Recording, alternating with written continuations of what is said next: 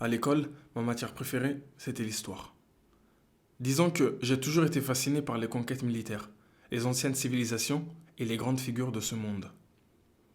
Il est évident que cette matière se doit d'être étudiée par tout un chacun. Et nous allons voir ensemble pourquoi elle est si importante et en quoi elle pourrait impacter nos vies.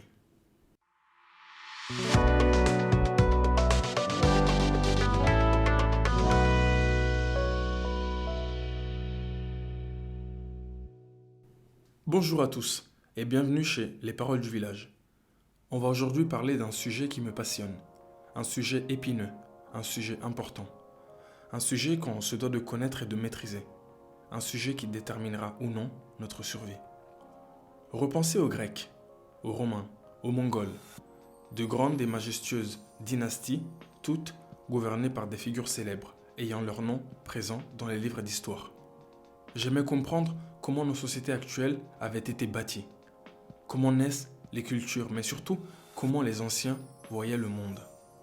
Néanmoins, je constate que ce qui est triste et désolant, c'est que depuis que nous sommes à l'école, l'histoire racontée sur le continent africain et les pays noirs est résumée à deux choses, l'esclavage et la colonisation. Les cultures, les civilisations, les savoirs et autres sont réduits à des chants, des danses et des simples plats, bref, rien de bien glorieux. Je vous avoue que cela me frustrait, étant petit. J'avais honte. Et tout ça parce que je connaissais pas mon histoire. Je me suis arrêté à ce que l'école m'apprenait. L'histoire de l'esclavage et de la colonisation, il ne faut pas les oublier, non, ni les ignorer, car elles ont marqué douloureusement le continent africain. Cependant, elle est également le récit de la résistance extraordinaire du peuple africain. Connaître cette histoire nous enseigne la force et la persévérance de nos ancêtres face à l'adversité. Aujourd'hui, il est crucial de mettre de côté sans pour autant ignorer ces récits et stéréotypes limités, pour embrasser la richesse et la diversité de l'histoire noire. Mais qu'est-ce que l'histoire ? L'histoire est la science qui étudie le passé et qui tente de le reconstituer. Puisque les sociétés actuelles sont influencées par les sociétés du passé, il est important de bien connaître celles-ci, afin de mieux comprendre le monde dans lequel nous vivons. Un peuple, comme le Kosovo ou le Rwanda par exemple, ayant subi la guerre il y a 25-30 ans, ce qui est relativement récent, n'auront pas la même mentalité ni le mode de vie et de pensée qu'un pays comme Andorre ou le Lesotho, qui sont en paix depuis de longues années. Alors oui, mes exemples sont culturellement et géographiquement éloignés, mais c'est pour vous faire comprendre que les peuples se forgent une mémoire collective, donc des traits de caractère de par leur histoire. La connaissance de son histoire permet une connexion profonde avec ses racines, et le fait de comprendre d'où l'on vient offre une base solide pour comprendre qui l'on est et où l'on va. Les anciennes civilisations africaines ont apporté d'énormes contributions au monde dans le domaine de la science, de l'art et de la philosophie. Je crois profondément que savoir cela permet de briser les stéréotypes et de nourrir la fierté culturelle, ainsi que notre désir d'appartenance, surtout pour les plus jeunes qui, en connaissant leur histoire, peuvent se référer à des figures comme Soundiata Keita, la reine Jinga ou encore Thomas Sankara et j'en passe, qui sont des figures bien plus ressemblantes et parlantes que Jules César, Napoléon Bonaparte ou Charles de Gaulle. La connaissance de son histoire en tant que noir a un impact profond sur notre identité et notre compréhension du monde. Elle nous donne un point de référence pour comprendre les défis actuels. Ce n'est pas seulement un acte de préservation culturelle, mais aussi un moyen puissant de se connecter avec ses racines, de célébrer la résilience face à l'adversité et de façonner une identité forte. Bien que la connaissance de notre histoire soit essentielle, il est tout aussi crucial de la regarder avec un esprit critique et de développer notre propre pensée indépendante. Ce que je veux dire par là, c'est que la pensée indépendante ne consiste pas seulement à remettre en question le passé, non, mais aussi à façonner notre avenir en l'étudiant et en l'analysant. Alors, cela peut s'avérer lourd et chiant, je vous l'accorde. Mais c'est un chemin à parcourir qui nous renforcera en tant qu'individu et qui permettra de nous affirmer. Parce qu'en connaissant ton histoire, tu n'auras à rougir devant personne. Nos ancêtres ont bâti des civilisations, défié les systèmes oppressifs de leur époque, nous laissant un héritage historique et culturel. Ce serait de les insulter de ne pas prendre la peine de s'en inspirer et de les étudier. Le défi de connaissance historique peut entraîner des conséquences profondes, qui touchent divers aspects de la vie individuelle et collective.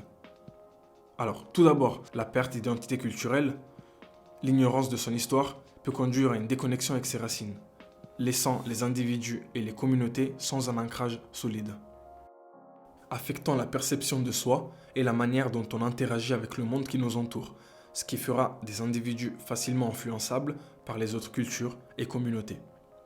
Cela peut induire à une aliénation culturelle. En fait, les individus qui ne connaissent pas leur histoire peuvent se sentir étrangers ou éloignés de leur propre héritage, ce qui peut entraîner des implications sur le bien-être émotionnel et mental. Ce que j'entends par aliénation culturelle, c'est qu'elle peut se manifester par des sentiments d'isolement, de confusion identitaire et d'inadéquation, créant des obstacles à l'épanouissement personnel. On peut le voir aujourd'hui, avec des Noirs qui s'assimilent plus à l'histoire et à la culture d'autres pays avec lesquels ils n'ont que très peu, voire pas du tout de lien, plutôt que de se concentrer sur leurs propres origines. En fait, les narratifs historiques déformés ou incomplets peuvent donner lieu à des perceptions erronées et simplistes, entraînant des jugements basés sur des généralisations, avec la perpétuation de stéréotypes et de préjugés. Je m'explique. En fait, je serais toujours ébahi par les gens qui s'en vont dans des destinations comme la Thaïlande ou Dubaï, avant même de visiter leur propre pays d'origine. Puis très souvent, ce sont ces mêmes gens qui se permettent de parler de l'Afrique en se basant sur des discours ridicules dignes d'un comptoir de bar. Ces pensées limitantes nous maintiennent la tête sous l'eau, à rester cantonnés à faire des choses banales, qu'on n'aime pas, parfois car on est persuadé qu'on ne peut pas accomplir de grandes choses. Les gens négligent le pouvoir de la pensée et de la confiance en soi. Dites-moi, comment un jeune peut s'élever et accomplir de grandes choses si tout ce qu'on lui apprend c'est que les siens vivent dans une destinée de misère et de servitude?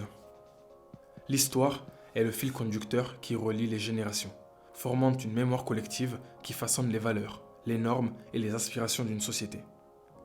L'ignorance de celle-ci expose la mémoire collective à la manipulation et à la distorsion, affectant la cohésion sociale et le sentiment d'appartenance.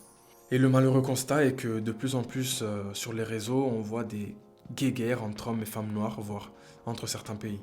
Un autre aspect important du défaut de connaissances historiques réside dans la difficulté à comprendre les dynamiques actuelles et les défis contemporains.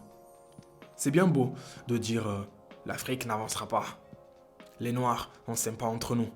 Des phrases jetées au vent sans réelle fondation. Comprenons qui nous sommes. Si l'Afrique est ce qu'elle est aujourd'hui, c'est dû à un certain passé, et comprendre ce passé nous aidera à coup sûr à régler les soucis d'aujourd'hui. Continuer dans cette lancée serait du suicide et pourrait conduire à une répétition d'erreurs. De ce fait, les leçons apprises à travers l'histoire fournissent un avertissement contre les schémas destructeurs.